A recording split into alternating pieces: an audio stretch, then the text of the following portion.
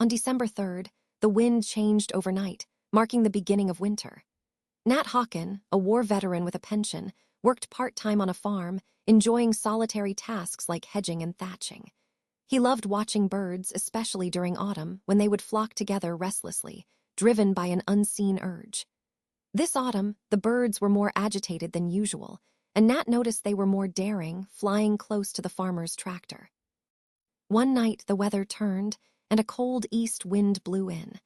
Nat woke up to the sound of tapping on his window, which he discovered was caused by a bird seeking shelter.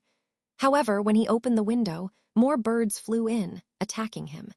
His wife woke up, and Nat tried to shoo the birds away, but they persisted.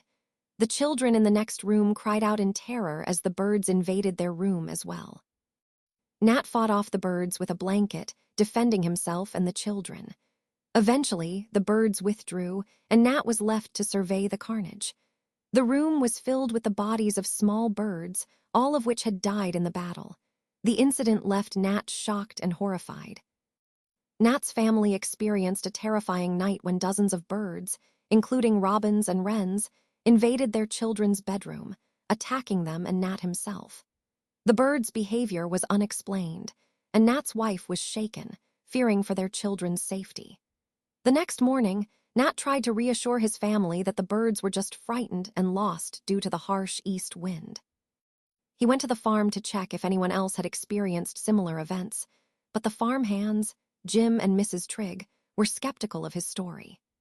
Nat realized that no one believed him, just like during the war when people didn't understand the suffering of others until they experienced it themselves. He eventually collected the dead birds from the bedroom and buried them in the garden, still puzzled by the strange occurrence. Nat stood on the beach, feeling the biting east wind.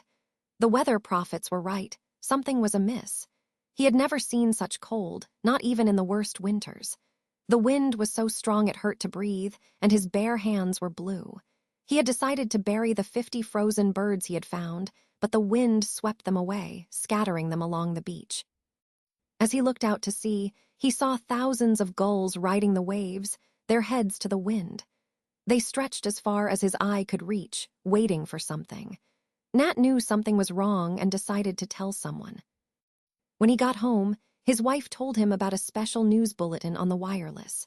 Reports were coming in from all over the country about massive flocks of birds causing obstruction and damage.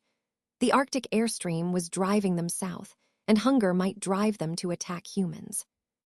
Nat was excited and decided to take precautions, boarding up the windows and chimneys. He remembered the old days, preparing for war.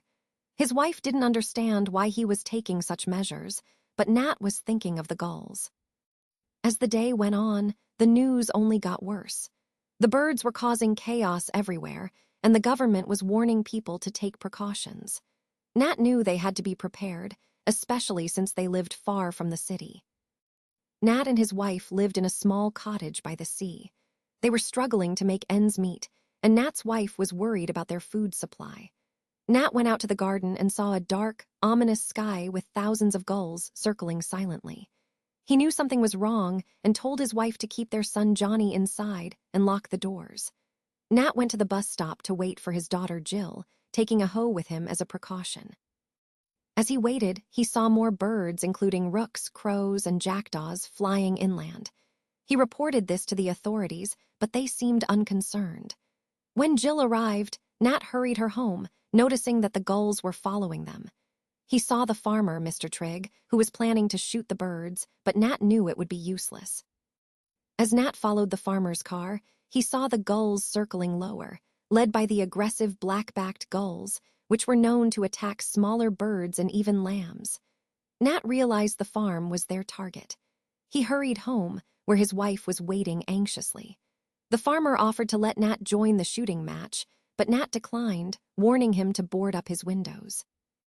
Nat, a farmer, was attacked by a flock of aggressive birds while working in his field. He managed to escape to his cottage, where his wife and children, Johnny and Jill, were waiting. The birds, including gulls and a gannet, continued to attack the cottage, trying to get in through the windows and doors.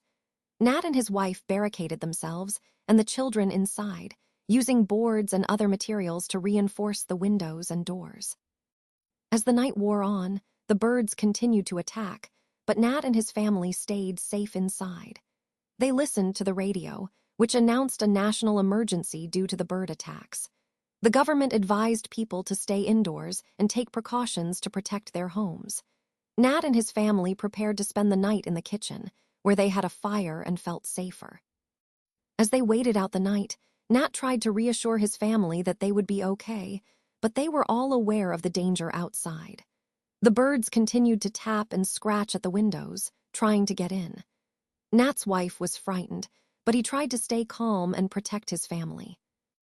Nat and his family were under attack by aggressive birds at their coastal cottage. The authorities sent planes to combat the birds, but they crashed, and Nat knew it was a futile effort.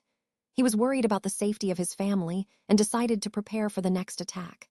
Nat's wife was anxious, but he reassured her they would get through the night. He went outside to assess the situation and found dead birds everywhere. He used their bodies to block the windows, hoping it would add some protection. Nat then barricaded the kitchen door and made himself a cup of cocoa before lying down to rest. As he slept, he had uneasy dreams, feeling like he had forgotten something important. His wife woke him up, telling him the birds had started attacking again. Nat realized he had forgotten to tend to the fire, and the smell of singed feathers filled the kitchen. The birds were coming down the chimney, and Nat knew he had to act fast. He lit the lamp, added fuel to the fire, and threw paraffin onto the flames to clear the chimney of the birds. Nat and his family were trapped in their cottage, surrounded by aggressive birds that pecked and scratched at the windows and doors. The birds had begun to fall into the chimney, and Nat had to clear them out to prevent the fire from going out. He kept his family busy by making tea and cocoa, and tried to reassure them that everything would be okay. As the night wore on, the birds' attacks became more intense, and Nat realized that they needed to prepare for a long siege. He barricaded the doors and windows, and tried to think of ways to get more fuel and food. As the first light of dawn approached, the birds' attacks began to subside, and Nat realized that the tide was turning. He went outside and saw that the birds had left, but he knew they would return. He decided to go to the nearby farm to find food and supplies, and his wife begged him to take her and the children with him. Nat agreed, knowing that they couldn't stay in the cottage alone. Nat, his wife, and their children, Jill and Johnny, set out on a cold and windy day to visit their friends, the Triggs, at their farm. As they walked, they noticed that the birds in the fields were not moving, and Nat sensed something was wrong.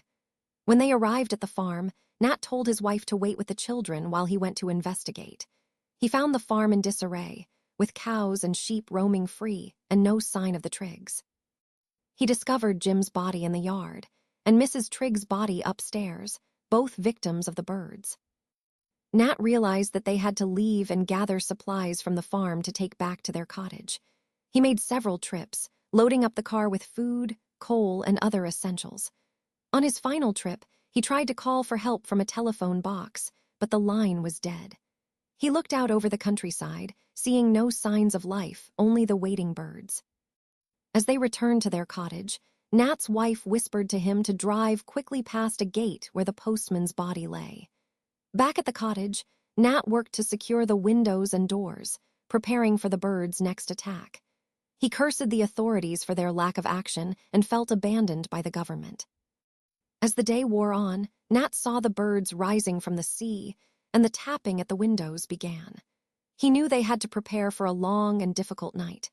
His wife wondered if America would come to their aid, but Nat remained silent, focusing on getting everything ready for the family's survival. Nat recognized the familiar sound of hawks tapping on the door with their beaks and brushing against it with their wings.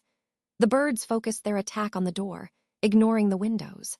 As Nat listened to the wood splintering, he wondered about the ancient memories stored in the hawks' brains, driving them to destroy humans with precision.